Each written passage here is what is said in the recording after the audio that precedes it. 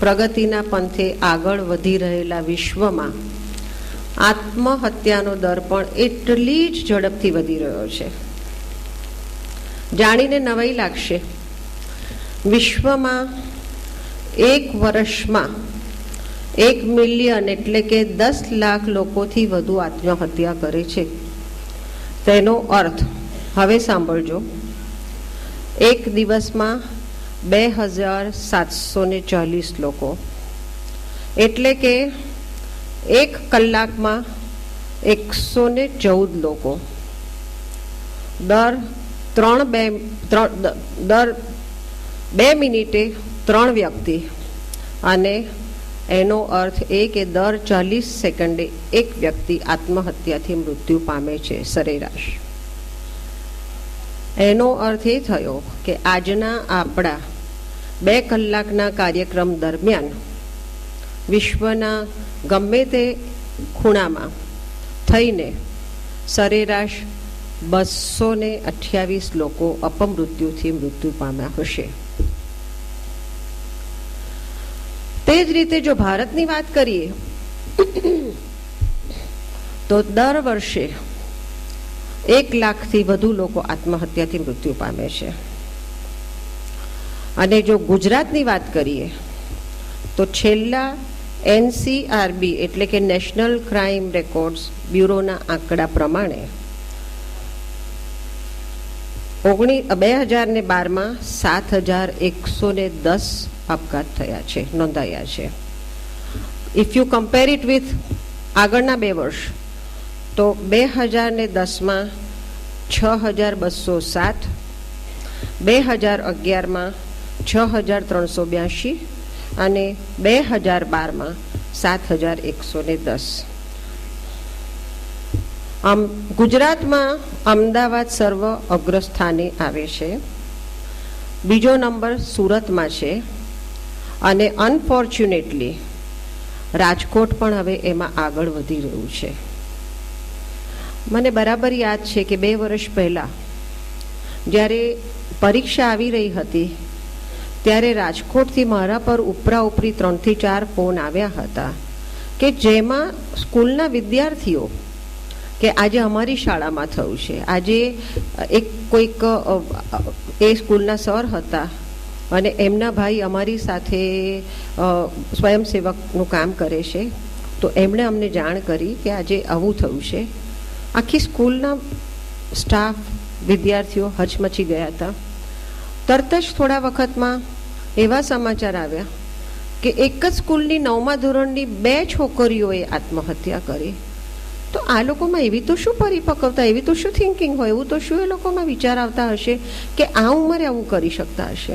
હા, એક વાત છે, શિક્ષણનો ભાર, વિદ્યાર્થીઓ હોય ત્યારે શિક્ષણનો ભાર, વોટ એવર. પણ જ્યારે રાજકોટ વિશે આ બધું સાંભળ્યું, અમે માનીએ છીએ કે જ્યારે ડેવલપિંગ કન્ટ્રી હોય ને, કન્ટ્રી હોય કે સ્ટેટ હોય કે સિટી હોય, એમાં આત્મહત્યાનો દર વધતો જાય છે. કારણ માત્ર એટલું જ છે કે that is a transition period. એક ઘરેડમાંથી બીજી ઘરેડમાં આવતા જે મૂંઝવણ અનુભવાય છે તેનાથી જે લોકો કોપઅપ નથી કરી શકતા, એ ભાર સહન નથી કરી શકતા, ત્યારે તે લોકો આત્મહત્યા કરી દેતા હોય છે.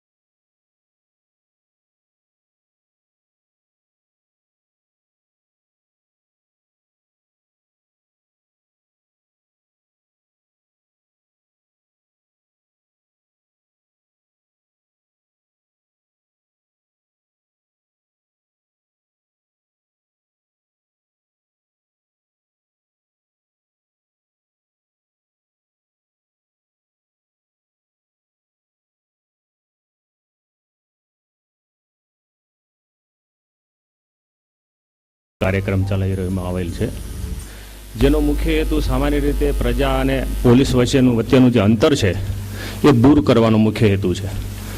અને એ રીતે રાજકોટ શહેર અને પોલીસ ઘણા સમયથી આવા કાર્યક્રમ આપી રહેલ છે. એવા કાર્યક્રમો સામાન્ય રીતે જેમ જયેશભાઈએ વાત કરી કે મહિલાઓને જોડા, ઘણા સિનિયર સિટીઝન્સને સીધા કોઈ પાલ્ય ન હોય વારસ, તો અમે એના તમામ પ્રકારનો કાર્યક્રમ, એમને કદાચ બહારગામની મુલાકાત લેવી હોય તો એસટી સ્ટેન્ડ કે રેલવે સ્ટેશન સુધી અમારી સરકારી ગાડીથી પહોંચાડીએ છીએ. પછી એમને દવાની કોઈ ટ્રીપ હોય અને દવા લેવા જવું હોય પણ પોતે કદાચ અસહાય હોય તો અમારી પોલીસ તરફની ગાડીથી સ્થાનિક પોલીસ ત્યાં જાય છે, એમના જે મેડિકલ સ્ટોર પછી દવા લઈને આપીએ છીએ.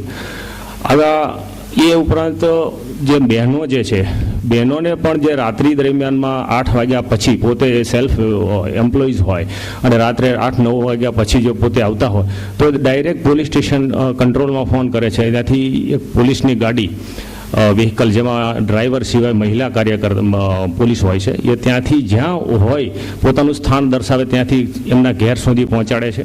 સેતુ એટલે પુલ, જેથી બે છેડા જે છે જે એકબીજાથી દૂર દૂર છે એ એકબીજાના નજીક આવી જાય અને એકબીજા સુધી પહોંચી શકે, એકબીજા સાથે વાતચીત થઈ શકે, કોઈ વિચારોના આદાન પ્રદાન થઈ શકે, આપ-લે થઈ શકે, અને પબ્લિક શું કરી રહી છે કે પબ્લિકની શું અપેક્ષા છે અને પોલીસ કેવી રીતે કામ કરે છે અને એની કાર્યપદ્ધતિ શું છે, એને માટે બંને પક્ષોને માહિતી મળે અને એકબીજા ઉપર વિશ્વાસ બેઠે.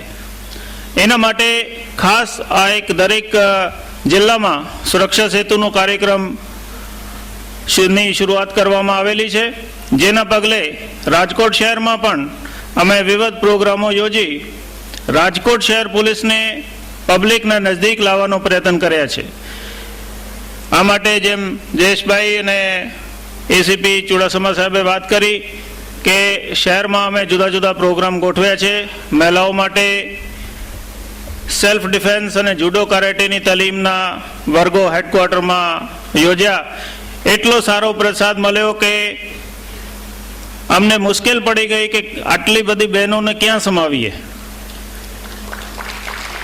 ત્યારબાદ થોડીક ઓર્ગેનાઇઝેશનલ પ્રોબ્લેમ અને વરસાદનો સિઝન શરૂ થતા હોય અમે આ પ્રોગ્રામ મોકૂફ રાખ્યો અને હવે વરસાદનો સિઝન પૂરું થશે ત્યારે હેડક્વાર્ટરમાં આ પ્રોગ્રામ અમે ફરીથી ચાલુ કરીશું. આ સિવાય બીજી ઘણી બધી પ્રવૃત્તિઓ આ સુરક્ષા સેતુ કેન્દ્ર હેઠળ રાજકોટ શહેરમાં અમે શરૂ કરી છે, જેમાં ટૂંકમાં હું આપને થોડી માહિતી આપી દઉં કે રાજકોટ સીપી ઓફિસમાં અમે એક સુરક્ષા સેતુ કેન્દ્ર શરૂ કર્યો છે.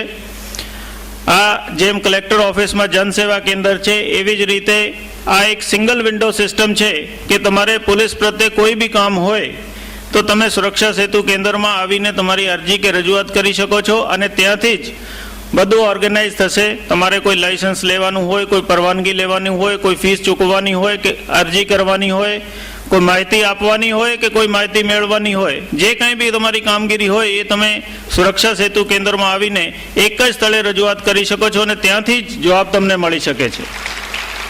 જુદી જુદી જગ્યા જુદા જુદા પોલીસ સ્ટેશનમાં જવાની